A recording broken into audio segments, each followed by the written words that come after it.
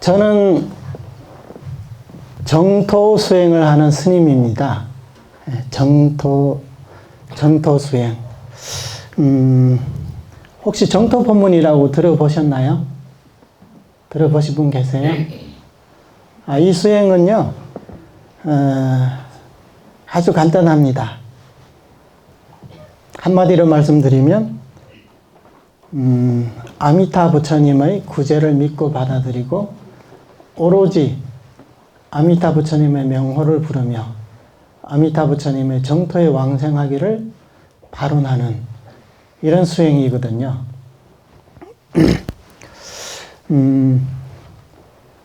이 수행은요, 누구나 다 할 수 있는 수행이에요. 왜냐하면 입만 가진 사람이라면 누구나 다 나무아미타불 6글자는 다 부를 수 있기 때문에, 그리고 이 6글자를 부를 수만 있으면 어떤 사람이든 누구든지 근생에 우리 이 목숨을 마치는 순간 아미타 부처님의 접인을 받아서 극락세계에 왕생해서 성불을 할 수가 있기 때문입니다. 처음 이제 들으시는 분들은 그게 뭐지? 뭐 그런 수행도 있나? 또 어떤 분들은 나무아미타불을 평소에 이제 부르시는 분들도 계실 겁니다. 하지만 부르면서도 나무아미타불에 무슨 공덕이 있는지, 왜 나무아미타불을 부르면 극락세계에 갈 수 있는지, 이런 부분에 대해서 이제 잘 모르시는 분들도 계실 겁니다. 그래서 오늘은 인생의 목적이라는 이런 주제로 한번 강의를 해볼까 합니다. 한번 귀담아 한번 들어봐 주시기 바랍니다. 우리 부처님께서는 불설비유경이라는 경전에서 우리 인생의 실상에 대해서 말씀하셨습니다. 그 사찰에 가면요, 이제 벽화 가운데 안수정등이라는 그런 벽화가 있어요. 여기는 제가 둘러보지 않아서 잘 모르겠는데, 해인사에 가더라도 이제 그런 벽화가 있거든요. 그 벽화는 이제 어떤 거냐면, 어떤 여행자가 저 더 넓은 그 광야에서, 이제 여행을 하고 있는 거죠. 이제 그 광야를 이제 지나가고 있는 거죠. 이제 길을 가고 있다 나니까 갑자기, 이제 성난 코끼리 한 마리가 막 쫓아오는 거예요. 그 덩치가 큰 코끼리가, 마치 막 술 취한 그 사람처럼 막 정신없이 이렇게 막 쫓아오고 있거든요. 그러니까 생명의 위협을 느끼지 않습니까? 그래서 막 도망갑니다. 도망가다 나니까 이제 낭떠러지가 하나 보이는데, 그게 등나무가 한 그루가 있어요. 그리고 등나물에 그 넝쿨이 있는데 그게 이제 아래로 이제 뻗어 있는 거죠. 그래서 죽기는 싫으니까 그 넝쿨을 타고 이제 밑으로 이제 내려간 거예요. 이제 넝쿨을 타고 밑으로 내려가면서 보니까, 그 넝쿨 위에는 흰 쥐와 까만 쥐, 이제 쥐 2마리가 있는데, 이제 번갈아 가면서 그 넝쿨을 이제 깔아먹고 있는 거예요. 그 다음에 이 사람의 주변에는 또 4마리의 독사가 혀를 날름거리면서 이제 도사리고 있다는 거예요. 그리고 그 밑에 보니까 큰 이제 파도가 치는 이제 바다가 있는데, 거기는 이제 독 있는 용이 있잖아요. 이제 3마리가 있는 거예요. 그러니까 위로 올라가고 싶어도 올라가면 코끼리한테 죽을 것 같고, 밑으로 더 내려가려니까 밑에 이제 용이 이제 그 입을 벌리고 이제 이 사람을 삼키려고 기다리고 있거든요. 그러니까 이러지도 못하고 저러지도 못하고 있는데, 난데없이 물방울이 똑똑똑똑 떨어지는 거예요. 그래서 이마를 타고 입속으로 딱 들어오는데 그 맛을 보니까 꿀인 거예요, 꿀. 달콤한 이제 꿀이라는 거예요. 그래서 이제 이제 꿀이 이제 5방울 떨어진 걸 이제 받아 먹은 거죠. 그러니까 이제 꿀의 그 달콤한 맛에 자신이 처한 그 위험한 처지를 잊어버리고 그 달콤한 맛에 취해서 있다는 거예요. 이게 부처님께서 그 인생의 실상에 대해서 이제 하신 말씀이거든요. 비유거든요. 그 광야라는 것은 이제 무상을 얘기하는 거고, 이 나그네라는 것은 우리 인간들을 얘기하는 거겠죠. 이제 상징하는 거겠죠. 그 다음에 이제 그 코끼리 또한 이제 무상, 그리고 이제 죽음을 얘기하는 거예요. 죽음. 왜냐하면 코끼리가 이제 한번 들이받으면 이 사람은 죽게 되어 있으니까. 그 다음에 이제 등나무의 넝쿨은 뭐냐? 그게 우리 이제 생명줄을 말하는 거죠. 생명줄. 우리 인간들은요, 옆에 사람이 아무리 죽어나가도 나는 아직 갈 때가 안 됐어. 나는 아직 시간이 있을 거야. 이렇게 이제 스스로 이제 생각을 하면서 자위를 하면서 그렇게 이제 지내거든요. 근데 그 위에 흰쥐와 까만 쥐는 뭐냐? 그게 밤낮이라는 거예요. 하루하루 지나면서 우리의 이제 생명을 갉아먹고 있는 거예요. 하루가 지나면 우리의 수명도 하루가 줄어들었잖아요. 그 다음에 그 옆에 4마리 독사는 뭐냐? 우리 이 몸을 구성하고 있는 지수화풍 4대를 얘기하는 거예요. 4대. 그리고 밑에 있는 그 동룡은 우리의 삼독 번뇌, 그러니까 탐욕, 그 다음에 우리 성내는 마음, 그 다음에 어리석은 마음, 이 3가지에 의해서 우리는 세저생생 윤회를 하고 있다는 거죠. 그 넝쿨에서 떨어지는 순간 바로 그 동룡의 입속에 이제 음식이 돼버리거든요. 그게 바로 이제 우리 인간들의 삶이라는 거예요. 근데 이 여행자라는 것도 우리 개개인을 이제 상징하는데, 우리는 이 세상에 올 때 혼자서 왔어요. 그렇죠? 누굴 데리고 오신 분 계세요? 오시면서? 네. 혼자서 왔다는, 그럼 갈 때, 누가 같이 가주는 사람이 있어요? 부모, 형제, 자매, 아니면 자식, 누구 하나도 같이 가지를 않습니다. 그러니까 그야말로 홀로 왔다가 홀로 가는 게 바로 우리의 나그네 인생이라는 거예요. 이 비유를 이렇게 얘기하면, 아이고, 좀 긍정적으로 얘기하시지. 왜 이렇게 어둡게, 암울하게 이렇게 얘기하냐. 이렇게 생각할 수도 있지만, 그런데 제가 말씀드렸잖아요. 이게 인생의 실상이라고. 실상 자체에는 어둡고 밝고의 차이가 없어요. 예를 들어가지고 우리가 몸이 안 좋아요? 그럼 병원에 가야 하잖아요. 그럼 병원에 가면 의사 선생님이 당신은 지금 무슨 병이 있습니다. 그러면 그게 부정적인가요? 그럼 아픈 사람 보고 아프다고 얘기하는데 그게 부정적이냐? 그게 아니잖아요. 그냥 있는 그대로 얘기한 거예요. 당신에게 무슨 병이 있다. 그러면 우리도 우리 자신에게 무슨 병이 있는 줄 알아야 치료를 할 거 아닙니까?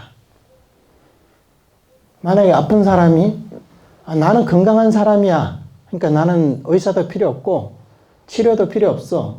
이렇게 생각한다면 이 사람은 영원히 나을 수가 없겠죠. 왜냐하면 처음부터 치료를 거부해 버렸으니까. 스스로 나는 건강하다고 스스로에게 최면을 걸고 있는 상태가 돼버린 거죠. 이게 바로 우리 인생의 실상이라는 거예요. 그러면 우리 중생들은 사후에는 어떻게 되느냐. 사후에는. 어떤 사람, 죽어봤어야 알죠. 뭐.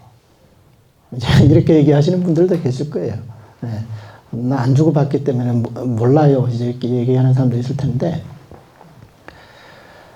실제로, 외국에도 마찬가지, 국내에도 마찬가지지만, 소위 뭐 철학자라는 사람들도 어떤 분들은 임종할 때가 되니까 그 죽음이 이제 두렵다는 거예요.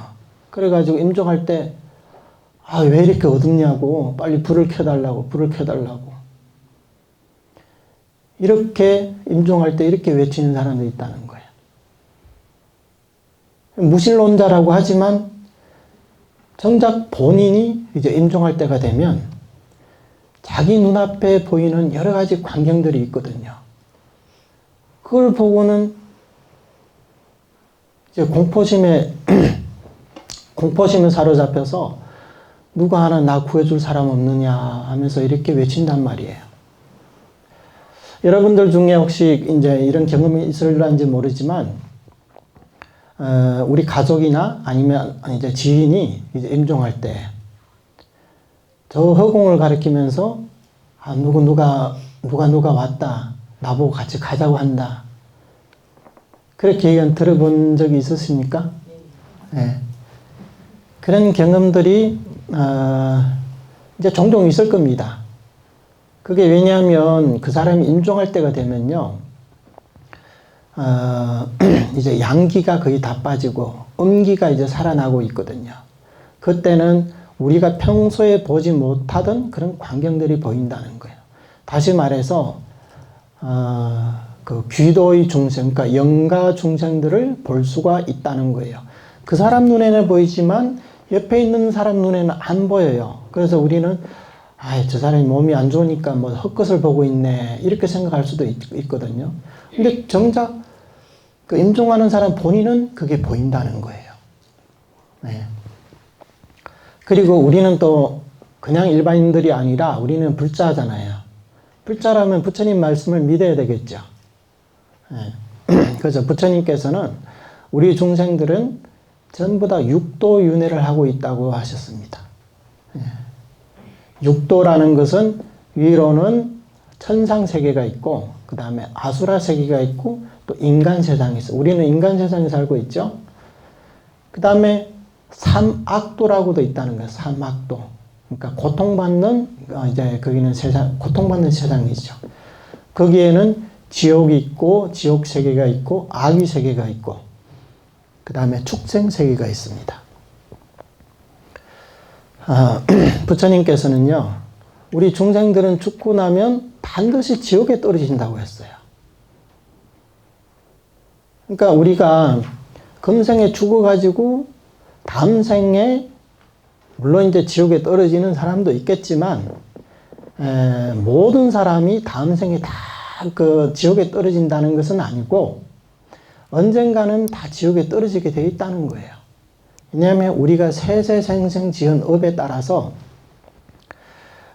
금생에 여러분들이 이렇게 절을 다니고 절을 다니면서 경전도 독송하고 여러 가지로 이제 보시도 하면서 봉사활동도 하고 이렇게 공덕을 지으면 다음 생에 물론 천상에 태어난다거나 다시 이제 사람 몸은 받을 수가 있을 겁니다. 하지만 이게 세세생생에 이어지지는 않는다는 거예요. 왜냐하면 우리가 무량겁 동안에 지어온 이런 악업의 종자가 우리의 제8 아뢰하식 속에 큰 창고 속에 다 저장되어 있기 때문에 그런 시절 인연을 만나게 되면 바로 지옥의 종자가 이제 나타나서 우리를 지옥으로 데리고 간다는 거예요. 그래서 이 긴 세월을 두고 말한다면 우리 중생들은 이 육도윤회에서 벗어나지 못한 이상 누구나 다 지옥에 들어가게 되어 있습니다. 그리고 근대 중국의 그 이제 고승이신 인광대사님께서도 우리가 서방 극락세계에 왕생하지 못하면 반드시 지옥에 떨어지게 되어 있다. 이런 말씀을 하셨다는 거예요. 경전에서도 또 이제 관무량수경이라는 경전에서도 악업을 지은 까닭에 마땅히 악도에 떨어지게 된다. 임종할 때에 지옥의 불길이 솟아나 일시에 이제 몰려온다 그랬어요. 그러니까 악업을 많이 지은 사람은요, 임종할 때가 되면 굉장히 더움을 느껴요.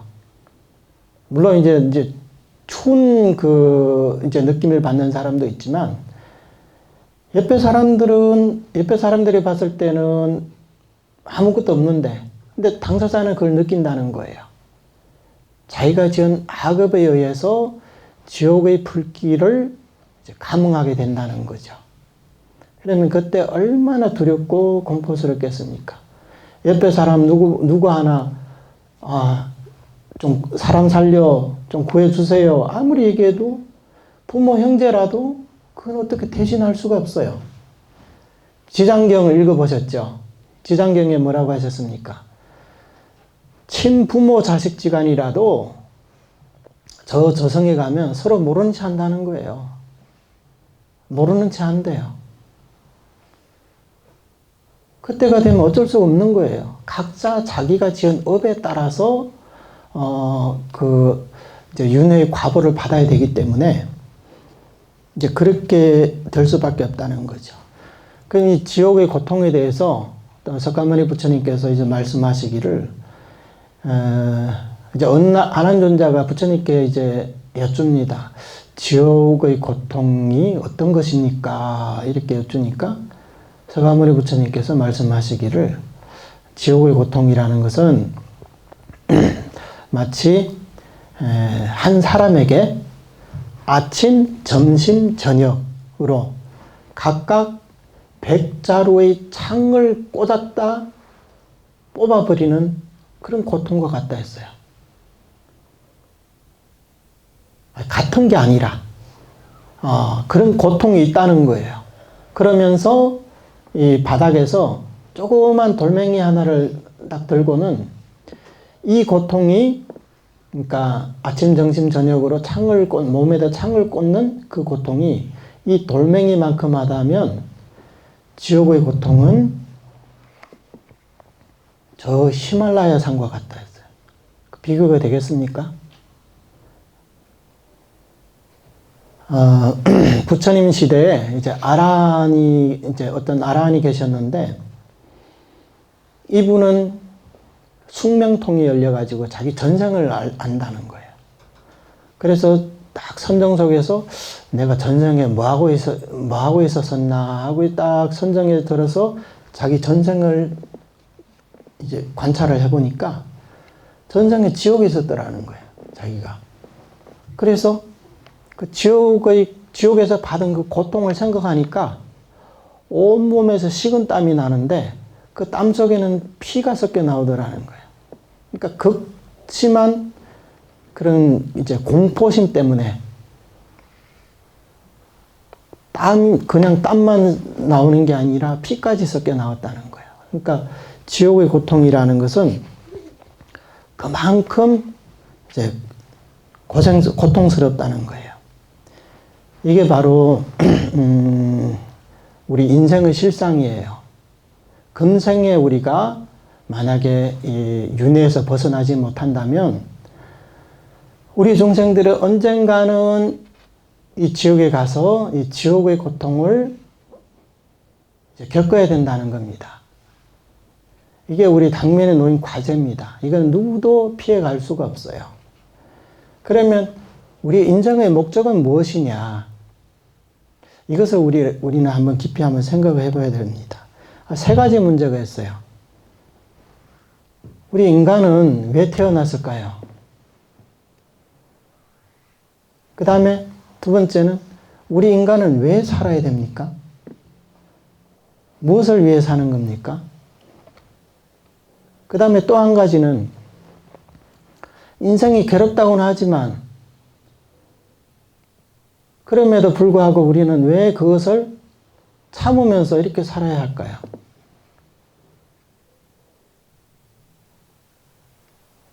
이것은 우리 거의 모든 사람들이 한 번쯤은 다 생각은 해봤을 거예요.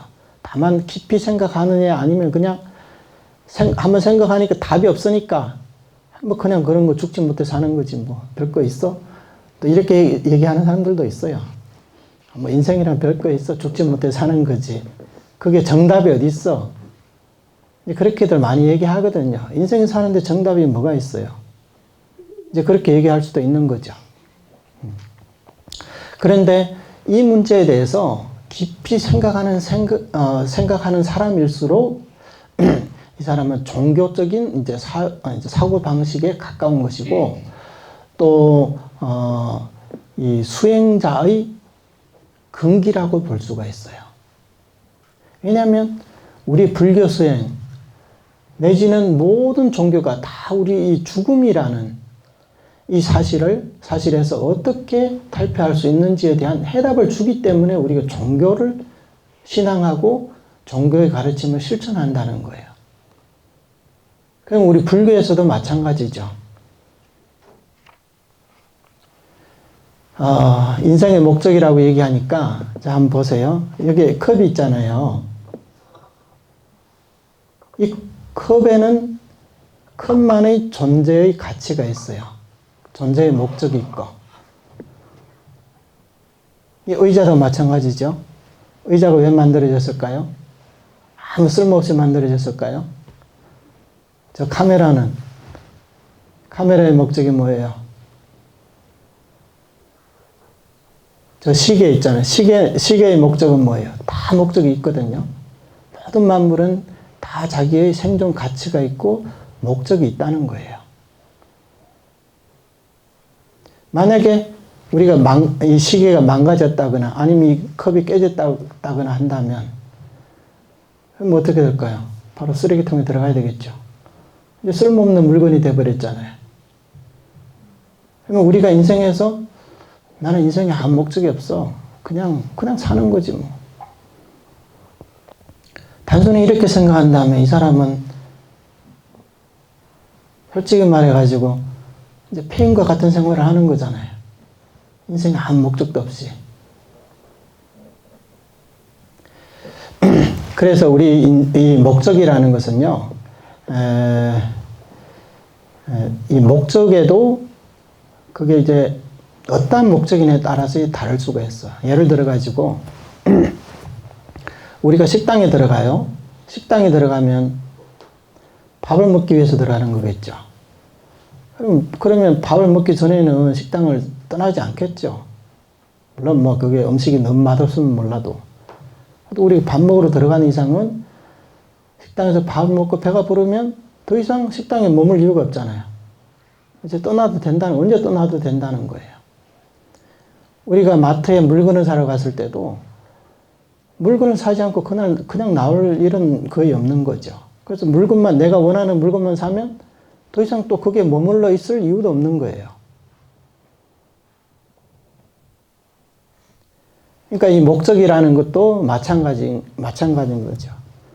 석가모니 부처님께서는 아난존자에게 사람이 100년을 살면서 생멸법을 모른다면 차라리 하루를 살면서 그 이치를 아는 것만 못하다 그랬어요. 그러니까 생멸법이라는 것은 이제 연기법을 얘기하는 겁니다. 이 연기법을 모른다면 100년을 살아도 이 연기법을 알고 하루를 산 사람보다 못하다는 거죠. 옛날에 또 중국의 그 성인인 공자님께서도 아침에 도를 깨달았으면 저녁에 죽어도 여한이 없다고 그랬어요. 저녁에 죽어도 괜찮다 나는. 그러니까 이렇게 얘기한다면 두 성인의 이 인생의 목적에 대해서 아주 분명하게 이렇게 말씀하신 거죠. 그런데 오늘날 우리가 추구하는 것들을 봐요. 명예를 추구하죠. 재물을 추구하죠. 그 다음에 이제 음욕을 탐하죠. 그 다음에 수면, 그 다음에 음식. 이게 이제 오욕이라고 그러거든요. 오욕. 근데 아까 말씀드린 이 목적과 비교를, 대조를 해보면, 우리가 로또 한번 당첨됐으면, 아침에 당첨됐으면 난 저녁에 죽어도 여한이 없다. 그렇게 말할 수 있나요? 오래 살아야 되겠죠? 예. 그 로또 당첨됐는데 아침에 당첨되고 저녁에 죽으면 얼마나 그 한이 많겠어요? 예? 오래 살려고 이 당첨되는 건데. 그러니까 이런 것들은 진실로 우리의 어떤 목적이라고 하기는 어렵다는 거죠. 우리가 이것을 목적으로 삼는다면 그 인생은 실패한 인생이 될 수밖에 없다.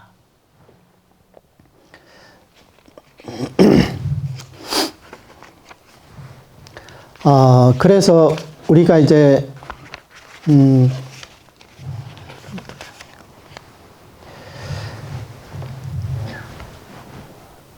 사람 몸이라는 것은요, 부처님께서도 말씀하셨지만 한 번 얻기란 굉장히 어렵다고 했어요. 그래서 사람 몸 얻기 어렵고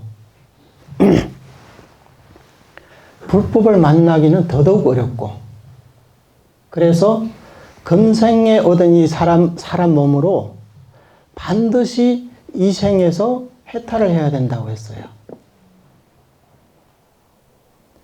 그러니까 우리가 인간의 몸을 받을 수 있는 이런 확률은 굉장히 이제 적다는, 희박하다는 거예요. 그런데 그럼에도 불구하고 우리는 전생에 그래도 어떤 공덕이 있어서 지금 다 사람 몸을 받았지 않습니까? 이 사람 몸으로 받았을 때를, 이때를 그냥 헛되이 보내게 되면 다음 생에 언제 우리 다시 사람 몸을 받을 수 있을는지는 기약할 수가 없다는 거예요. 한번 잃고 나면 다시 얻기란 세월이 너무너무 오래 걸린다는 거예요. 그리고 다음 생에, 그 다음 생에 사람 몸을 받고 다시 이 세상에 태어나도 다시 우리가 이게 불교를 만날 수 있을지, 그것은 누구도 모르는 일이라는 거예요. 그때 세상에 불교가 있을 수 없을지 누가 장담합니까? 그래서 이제 일본에 지금부터 한 이제 1000년 전에 이제 계신 그 큰 스님인데, 이 스님이 쓰신 이제 개송 하나를 한번 읽어보겠습니다. 이게 사람으로 태어난 게 얼마나 다행이고 얼마나 경사스러운 일인지, 그에 대해서 지금 말씀하시고 있습니다. 사막도를 벗어나 인간으로 태어났으니 마땅히 크게 기뻐하라. 우리가 다 인간의 몸을 받았잖아요. 지옥 악의 축생에서 벗어나 우리는 지금 인간의 몸을 받았습니다. 그렇기 때문에 이 자체에 대해서도 우리는 크게 기뻐해야 된다. 자신이 비록 비천하나 축생보다 열등하지 아니하고, 내가 신분이 낮고 내가 남들보다 지혜가 없고 뭐든지 남들보다 못하다고 생각이 들더라도 저 축생과 비교해봐요. 우리는 100배, 1000배나 낫잖아요. 내 집이 비록 가난하나 아기보단 뛰어나며, 우리가 집이 아무리 가난하도 지금 다 먹고는 살잖아요. 근데 아기로 태어나면요, 500생 동안 이 물이라는 이름조차도 들을 수가 없대요. 그러니까 목이 너무 말라서 입에서 막 불이 나오는 거예요. 너무 말라가지고. 근데 우리는 그렇지는 않잖아요. 하는 일이 내 뜻대로 되지 않으나 어찌 지옥의 고통과 비교하랴. 내가 아무리 힘들고 고통스러워도 지옥의 고통과는 비교할 수가 없죠. 우리는 지옥과 비교한다면 우리는 완전히 천당에서 사는 거죠. 그 다음에 세간에 머물기 어렵고 근심이 많음이 바로 출세간의 인연이요. 몸이 비록 비천하여 고귀하지 않지만 역시 깨달음에 들어가는 길잡일세. 그러므로 인간으로 태어났음에 마땅히 기뻐하라. 우리 세상은 호락호락하지가 않습니다. 여러분 다 산 경험이 저보다 많은 것 같은데, 아마 인생 경험으로 치면 저보다 훨씬 많을 것 같습니다. 이 세상이 그렇습니다. 그리고 호락호락하지는 않아요. 그래서 이 세상을 살아간다는 것은 진실로 쉽지가 않거든요. 그리고 살면서 근심 걱정은 또 얼마나 많습니까? 신경 쓸 일도 많고.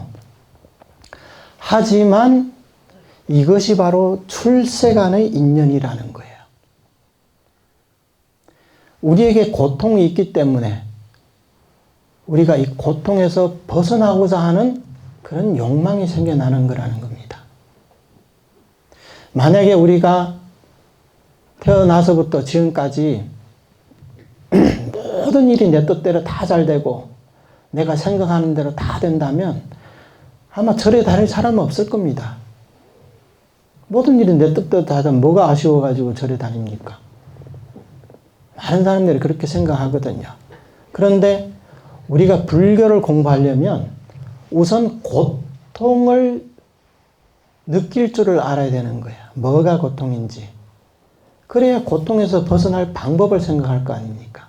그게 바로 불교 수행의 시작이라고 할 수가 있습니다. 내 몸이 아픈 줄을 알아야 이 아픈 몸을 치료할 생각을 할 거 아닙니까? 그래서 우리는 우선은 우리 인생의 이런 괴로움에 대해서 자각을 해야만이 수행을 시작할 수가 있다는 거예요. 그래서 우리 불교에서도 수행에서 사성제라고 했습니다. 사성제가 뭐예요? 고집멸도, 이 사성제지 않습니까? 처음에 바로 고가 들어가 있다는 거예요. 그것을 느끼고 여기서 벗어나고자 하는 마음을 내야 되는 거예요. 이게 바로 수행의 첫 시작이라는 거예요. 우리가 몸이 비천하고 고귀하지 않아요. 하지만 이 역시 깨달음으로 들어가는 길잡이라는 거예요.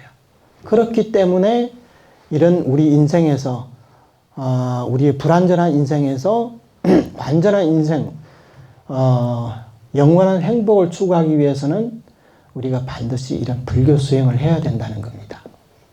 여기에서 이제 수행이 시작되는 겁니다. 그러면 여기까지 인생에 대한 얘기는 여기까지 말씀드리고, 지금까지 이제 말씀드린 내용은 인생의 목적과 우리 인간이란 이 몸을 받기란 그만큼 어렵다는 말씀을 드렸어요. 그러면 이제 실질적으로 여기서 벗어나려면 그러면 우리 도대체 어떤 수행을 해야 되느냐? 이게 이제 가장 핵심이라고 할 수가 있죠. 어떤 수행을 해야 되느냐? 제가 듣기로는 여기 계신 분들 중에 금강경을 주로 독송하시는 분들도 있고, 또 이제 남한부터 연불 하시는 분들도 있고, 또 이제 다란이를 또 위주로 하는 분들도 계신다고 들었습니다. 부처님의 그 수행 방법에는 소위 84,000가지라고 있습니다. 그러니까 엄청나게 많죠? 그것을 한 사람이 일생 동안 다 배운다는 것은 불가능합니다. 불가능합니다. 그래서 옛날 조사 스님들께서는 이 84,000가지 법문을 이제 분류를 해서 크게 대성불교에는 8가지로 나눴어요. 8가지. 그러니까 각자 인연이 있는 그 수행 방법을 선택해서 본인이 수행하면 된다는 거죠. 근데 오늘 제가 말씀드릴 내용은 이 8대 종파 가운데 정토종이라는 이 종파의 교리를 말씀드리고자 하는 겁니다. 이 정토라는 것은요, 물론 이제 넓은 의미에서는 시방세계에는 모두 다 정토가 있습니다. 왜냐하면 어떤 사람이라도 내가 성불을 할 때는 반드시 나의 정토가 생기기 마련이에요. 나의 정토가 생기기 마련이라는 겁니다. 근데 우리는 아직 우리 자신의 정토가 없기 때문에 우리가 임종할 때 어디로 태어날지 이것도 이제 굉장히 중요한 거죠. 그러면 다음 생에 어떤 사람, 나는 다음 생에 사람으로 태어나겠다. 사람으로 태어나서 출가를 한다거나, 금생에 내가 출가를 못했으니까 다음 생에 출가를 해가지고 절에 와서 나 수행해서 성불하겠다. 이렇게 마음 먹은 사람도 있고, 또 이제 어떤 사람들은, 이제 저 같은 사람들은, 다음 생 한번 윤회를 하고, 그 다음에 다음 생 한 다음 또 다음 생 하고, 그러면 시간이 너무 많이 걸리고, 또 한 가지는 내가 전생일을 기억 못 하는데, 그럼 다음 생에 가면 금생일을 기억할 수 있을까? 그렇잖아요. 여기 전생 기억하시는 분 계세요? 전생에 뭐 하고 계셨는지 아시는 분 있어요? 모르죠? 네. 그러면 내가 한번 윤회를 해서 다음 생에서 또 사람으로 태어났다고 쳐요. 그러면 내가 전생에 또 뭐 했는지 알 수 있을까요? 그 확률은 굉장히 희박하겠죠. 그러면 금생의 윤회에서 벗어날 수 있는 방법은 없을까? 그럼 어떤 분들은 아이고 저도 생각을 해봤는데요. 너무 어렵더라는 겁니다. 너무 어려워서 도저히 그 한 생으로는 안 될 것 같습니다. 그렇다면 금생의 윤회에서 벗어날 수 있어야 되고, 그 다음에 또 한 가지는 쉬워야 된다는 거. 너무 어려우면 하고 싶어도 못하니까 쉬운 방법이 없느냐. 또 이제 이게 또 이제 하나의 화두가 될 수가 있죠. 그러니까 금생에 해결할 수 있고 또 아주 쉽게 해결할 수 있는, 그리고 그냥 해결만 해서는 안 돼요. 다음 생에 아란이 된다? 그냥 일반 보살이 된다? 그거는 성이 안 찬다는 거예요. 어떻게 돼야 되냐면 다음 생에 나는 성불을 해야 되겠다. 나도 부처가 돼야 되겠다. 그러면 이 세 가지 조건을 충족시킬 수 있는 방법이 뭐냐 이렇게 생각해 보면 그게 바로 정토수행이라는 거예요. 제가 오늘 말씀드릴 정토수행이라는 거예요. 누구든지 일생 동안에 성공해서 성불할 수 있는 방법. 그게 바로 정토수행이라는 거예요. 우리 대성불교의 아버지로 불리는 그 용수보살님, 인도의 유명한 그 대보살님이죠. 용수보살님께서는 우리 불교의 84,000가지 법문을 두 가지로 나눴어요. 하나는 난행도, 하나는 이행도. 난행도는 어렵게 가는 길이고 이행도란 쉽게 가는 길이라는 거예요. 여러분 어려운 게 좋아요? 쉬운 게 좋아요? 쉬운 게 좋죠? 네. 저도 쉬운 거 좋아합니다. 여러분 집에서 이 성덕서까지 오시는데 차를 타지 말고 걸어서 오라 하면 몇 분 올까요? 네? 못 오겠죠? 네. 아마 절 옆에 사시는 분 아니면 안 올 것 같습니다. 네. 멀리 계시는 분들은 아마 오늘 법회 참석하려면 며칠 전부터 걸어서 출발했어야 될 겁니다. 그러니까 누가 오겠어요? 그게 바로 난행도라는 거예요. 근데 차를 타고 온다. 아니면 절에서 차를 보내요. 그럼 차를 타고 온다. 편하고 빠르고 쉽고 목적지에 도달할 수 있잖아요. 이게 바로 이행도라는 거예요. 그러면 이 수행은 어떻게 하느냐? 처음에 제가 말씀드렸죠. 아미타 부처님의 구제를 믿고 받아들이고 그 다음에 오로지 아미타 부처님의 명호를 부르며 아미타 부처님의 이 극락정토에 태어나기를 발언하는 것. 사실 굉장히 쉽거든요. 내가 극락왕생을 발언하면서 아미타 부처님 명호만 부르면 되는 겁니다. 그러면 누구나 극락왕생할 수 있다는 거예요. 세상에 그런 쉬운 일이 어디 있어? 또 이제 그렇게 이제 생각하시는 분들도 계실 것 같습니다. 이 극락세계는요, 이게 뭐 우리 노보살님들도 아마 극락세계라는 이름은 거의 다 들어봤을 거예요. 근데 정말 과연 그런 곳이 계실까? 정말 그런 곳이 있을까? 이렇게 의문을 품으시는 분들도 많을 겁니다. 예전에 이게 몇 년 전의 일인데 중국에서 일어난 일입니다. 어떤 노보살님이 이제 연세도 있고 몸도 불편하고 하니까 이제 일도 못 하잖아요.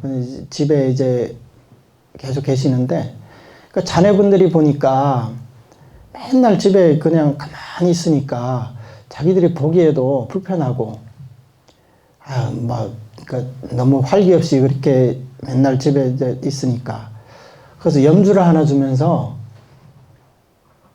어머니 염불이나 하세요 하면서 염주를 하나 108염주를 하나 드렸대요. 그러니까 자녀들도 불교에 대해 잘 모르는 거예요. 그러니까 이 어머니가 아무것도 안 하고 집에 그냥 있으니까 염주라도 돌리면 치매라도 예방하지 않을까 싶어가지고 염주를 드렸다는 거예요. 그러니까 이 보살님도 별로 뭐 할 일도 없다. 그러니까 주는 염주를 가지고 맨날 돌리면서 그냥 아침 저녁으로 남합니다면 그냥 이렇게 부른 거예요. 그러니까 계속 이렇게 부르니까 또 자네들이 봤을 때 그게 또 못마땅한 거예요. 맨날 연두 들고 뭘 그 중얼중얼 거리냐고 또 이제 그렇게 이제 또 이제 핀잔을 주는 거예요.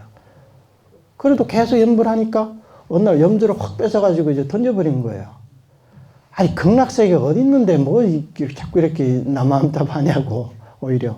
그러니까, 극락세계 진짜 있어. 이제 그러는 거예요. 엄마가 봤어요? 그러니까, 나 봤어. 무슨 얘기냐 하니까, 염불을 하다 나니까, 눈앞에 이제 어느 날 극락세계가 딱 보이더라는 거예요. 그러니까 그렇게 장엄할 수가 없다는 거예요.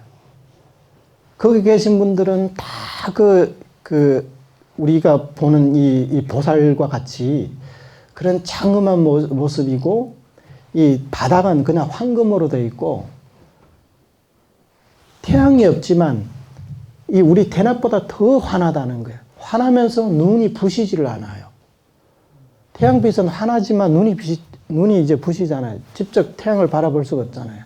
근데 극락세계는 모든 그 물체에서 다 광명을 이제 바라고 있기 때문에 그렇게 환하고 그렇게 장엄하더라는 거예요.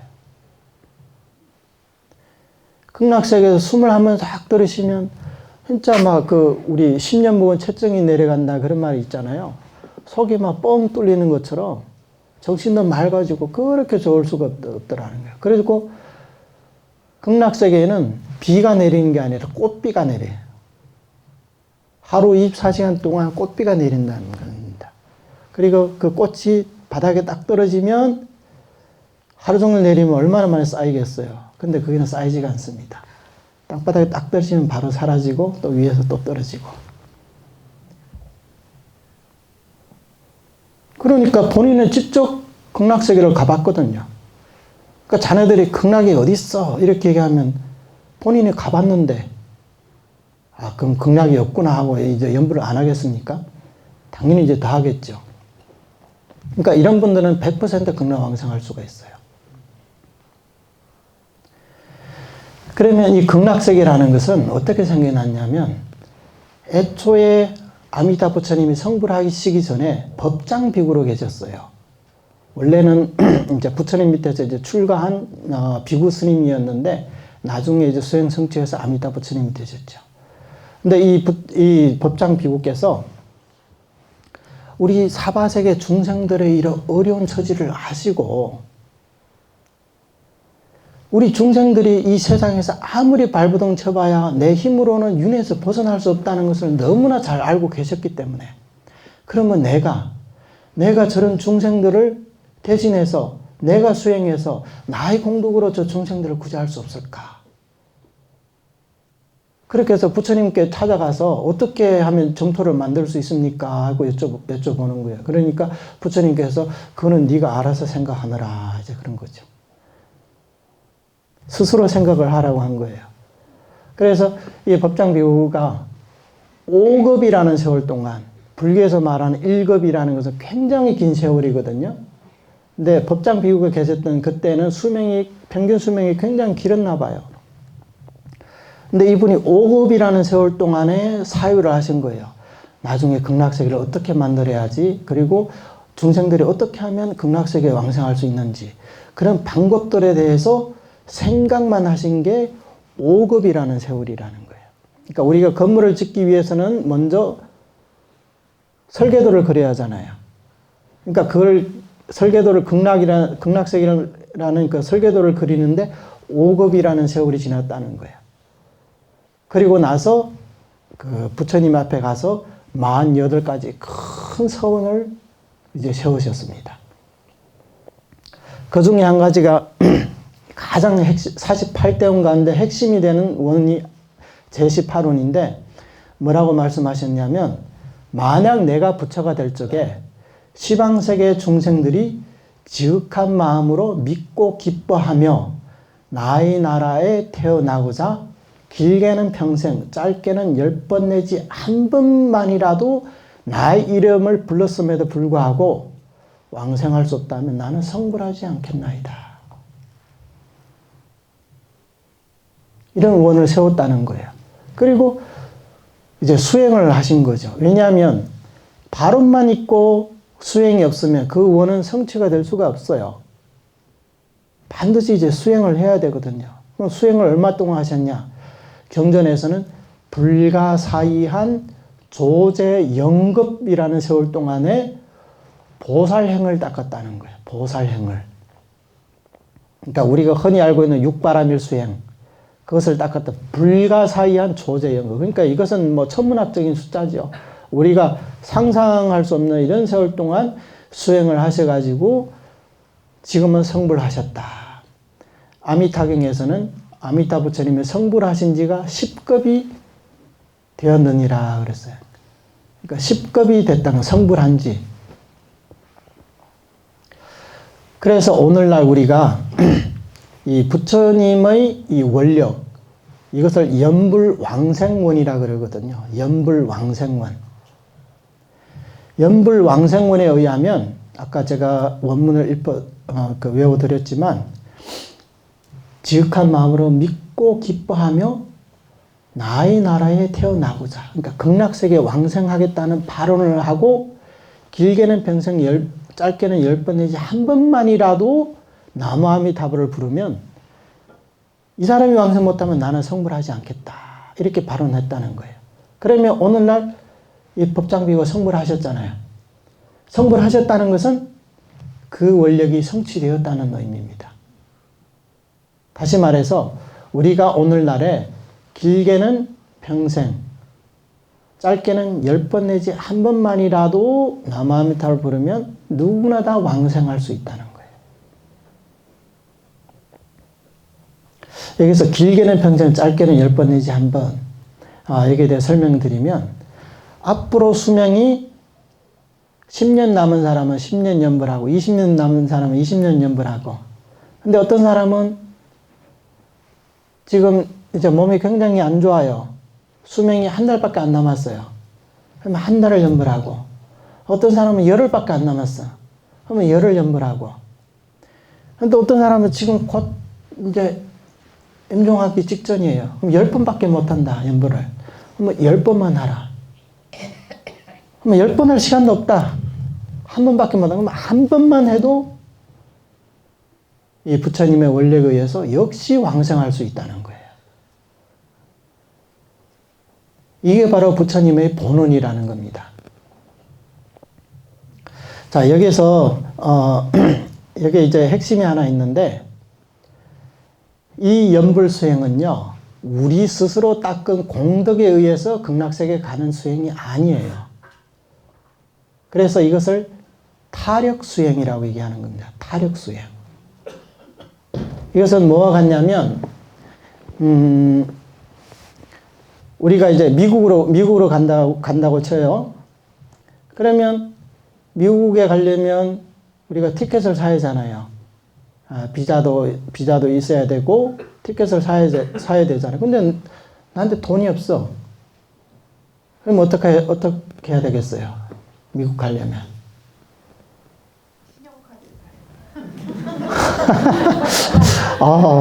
그것도 방법이긴 하네. 돈이 없으면 돈을 벌어야 되겠죠, 내가. 예. 근데 혼자서 돈을 벌려고 하니까 너무 힘든 거예요. 근데 또 한 가지 방법이 있어요. 미국 쪽에서 티켓을 보내주는 거예요. 그러면 미국에서 주는 티켓을 우리가 받기만 하면 그 티켓으로 비행기 오를 수 있고 미국에 갈 수 있겠죠. 어떤 게 더 쉬운 것 같아요? 티켓을 받아서 가는 게 쉽죠? 네. 바로 그 이치예요. 극락세계 이 아미타 부처님께서 애초에 발언하실 5급이라는 세월 동안 사유를 하셨다 그랬잖아요. 거기서 사유한 내용 가운데 하나가 이런 거예요.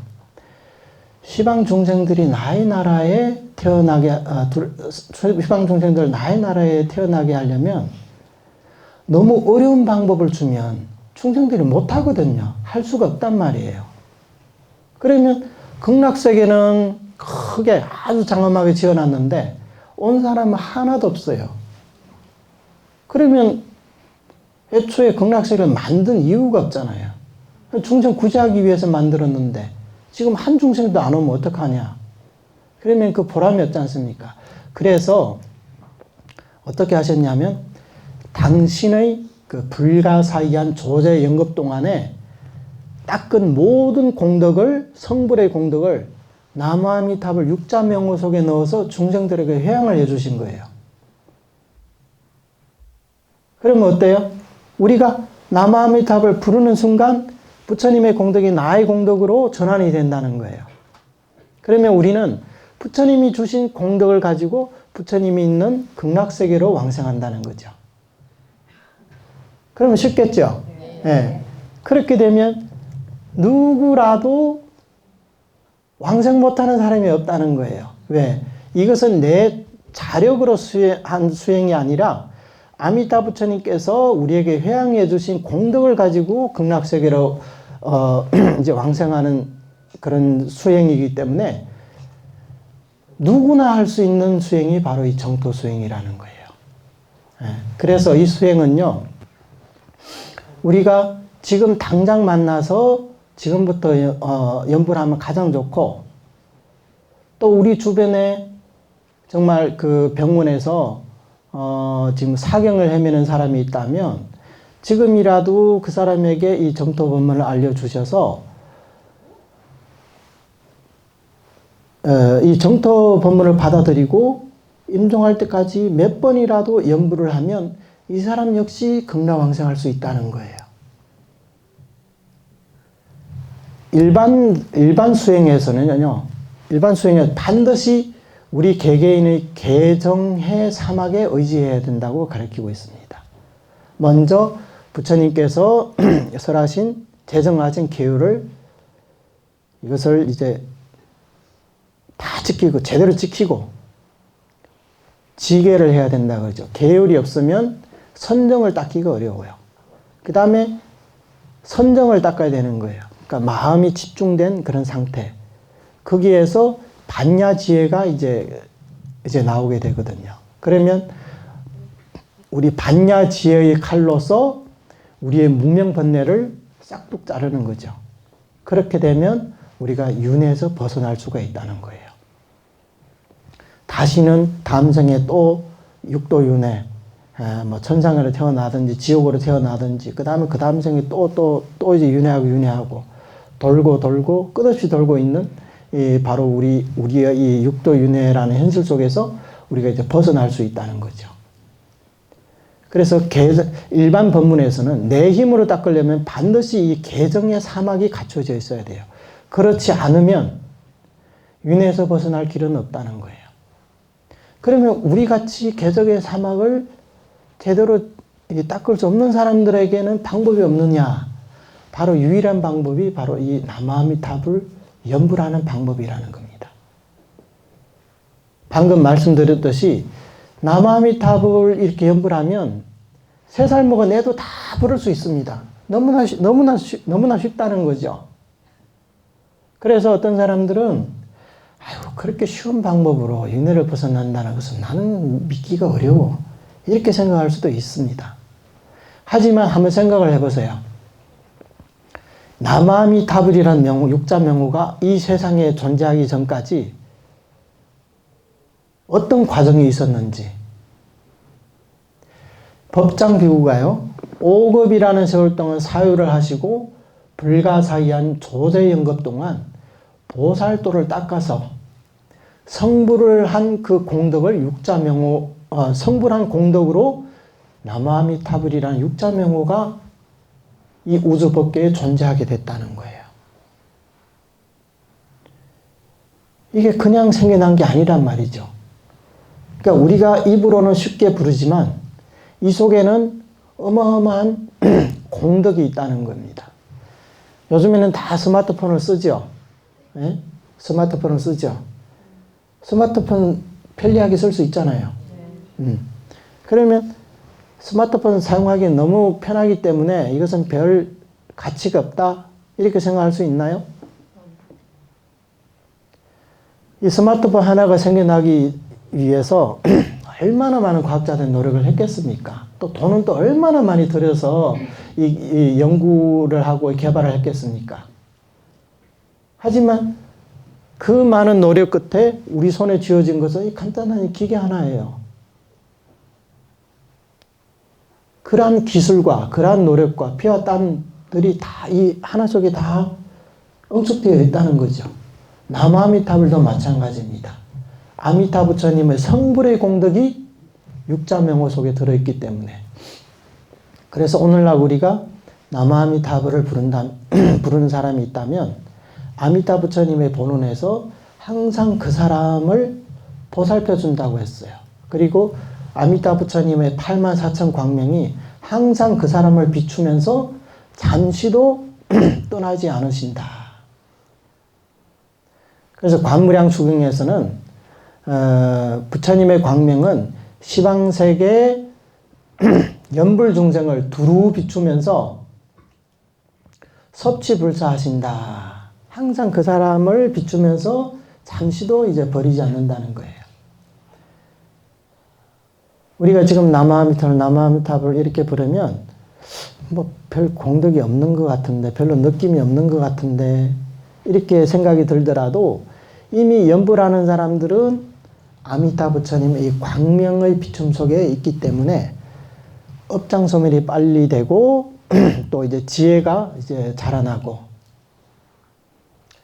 그 다음에 현세에서도 우리에게 어떤 이제 소원이 있다면 집안에 뭐 우환이 있다거나 아니면 뭐 환자가 있다거나 이제 뭐 일이 잘 안 된다거나 다 이 나무아미타불을 통해서 이제 해결할 수가 있고, 그 다음에 그 무엇보다 중요한 것은 우리가 임종할 때 저승사자가 오는 게 아니라 우리가 임종할 때는 이 아미타 부처님과 이 관세음보살님과 대세지보살님과 지장보살 그 다음에 그 문수보살, 보현보살 이런 대보살님들이 부처님과 함께 오셔서 임종하는 자를 맞이하러 온다는 거예요.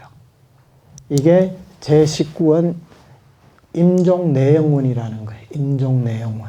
그래서 연불하는 사람을 임종할 때는 이런 불보살님들이 다 함께 오셔서 그 사람을 극락세계로 영접해 간다는 거예요. 그게 바로 부처님의 본원이거든요.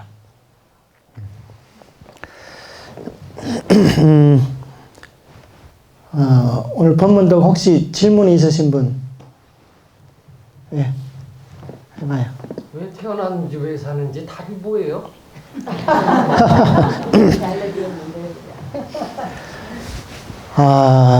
우리가 왜 태어났느냐 이렇게 질문하게 되면 이제 부처님께서는 업을 갖기 위해서 태어났다고 말씀하십니다.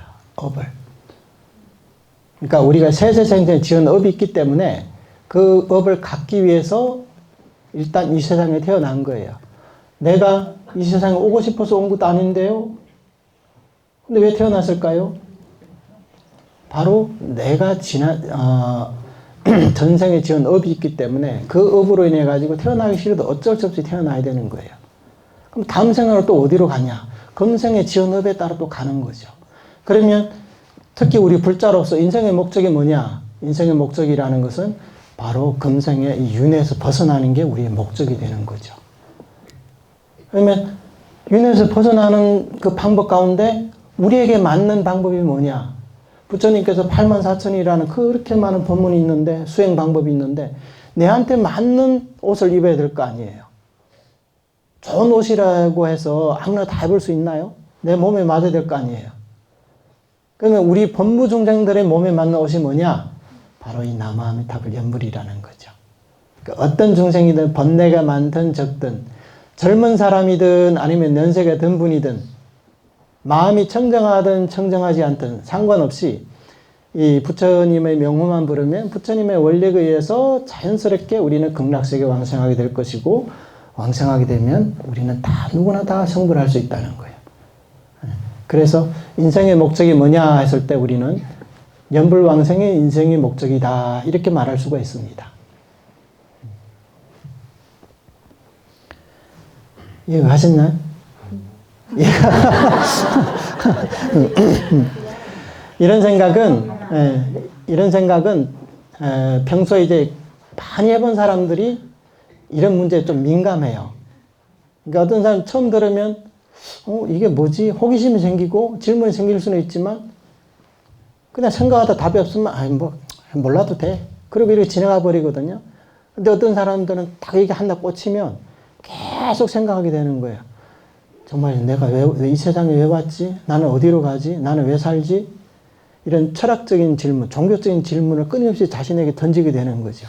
그러다 보면 이 수행의 길로 이제 들어서게 된다는 거예요. 대부분 이런 과정을 거치거든요. 수행자들, 역대적으로 그런 이제 수행자들도 보면, 예를 들어 어떤 권스님은 옆집에 그 자기랑 놀던 친구가 어느 날 죽었어요. 그러니까 엄청나게 충격을 받은 거죠. 어제까지만 해도 둘이 같이 이렇게 신나게 뛰어놀았는데 왜 죽었을까? 그러면 그 죽음이라는 것이 언젠가 나한테도 오겠구나.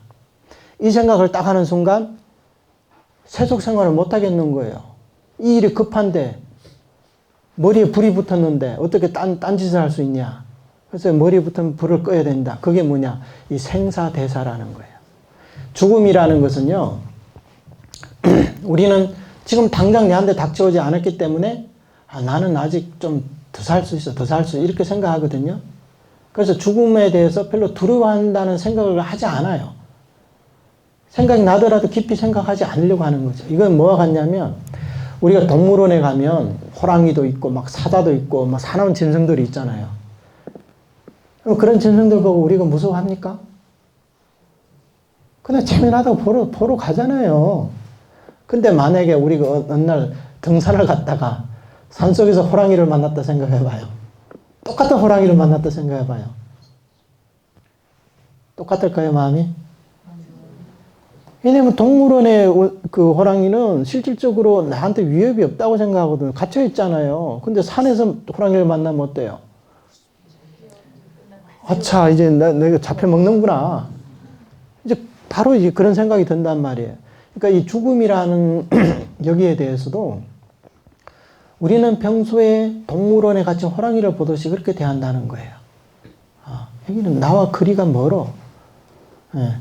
그거는 아직까지 이제 내 일이 아니야. 이렇게 생각한다는 거죠. 근데 진정으로 그게 대해서 민감한 사람, 민감도가 있는 사람들은 산에서 호랑이를 만난 것처럼 빨리 이 일을 해결해야 되겠다. 이런 생각을 하는 거죠. 그렇게 해서 출가를 해서 수행해서 큰 스님 되신 분들이 굉장히 많습니다. 그런 동기부여가 안 되면요. 수행을 한다 하더라도 그냥 시간 낭비예요. 어떻게 보면. 오늘 이거 조금 했다가 내일 저거 조금 했다가 평생 그렇게 하다 보면 결국엔 남는 건 아무것도 없어요. 그냥 절에 내 다녀서 뭐 공덕 좀 쌓았다.